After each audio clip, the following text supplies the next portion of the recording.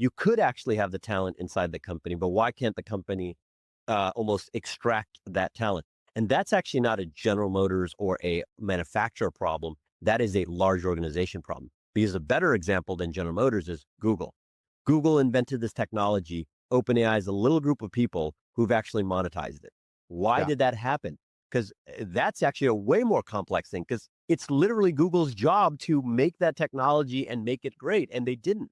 And so I think it's really, if there's something about the reason Silicon Valley is successful is because there's something about small teams that are incentivized through equity that just do really well. And it's been 75 years of proving that case again and again. When I was at OIC, the question always happened, will there ever be an era where there won't be startups?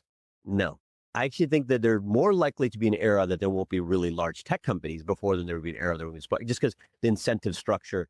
And the reality of is, if when you work as a group of 5 people, why do 5 people they don't need to do sync meetings, and they don't need to do like, Monday morning, what happened last week? Because you're just literally, when we were in the living room with 5 of us, our all hands would be, we would twirl the chairs and would say, okay, let's talk about what's going on. And often those all hands were so in line with each other, there isn't much to talk about. Yeah. And so then we'd be like, is there anything we haven't discussed? So now the question is, why doesn't it happen in a large company? It's because it's the structure of communication. Once you start adding layers of managers, and you have to have a central control of it. So the hypothesis would be, if you had tons of small groups that were loosely affiliated, that could be in a corporate A better kind of enterprise design. yeah, enterprise style. Now, there's companies have tried this. I think Steam had this one version of like a managerless office and pods and stuff.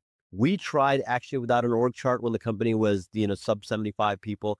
Extremely difficult. There's a reason these org charts. It's kind of like you look at human societies around the globe. The concept of a nuclear family with parents educating their children, school systems, and hospitals, a huge amount of cultures, and they all look shockingly similar, right? They all have a job.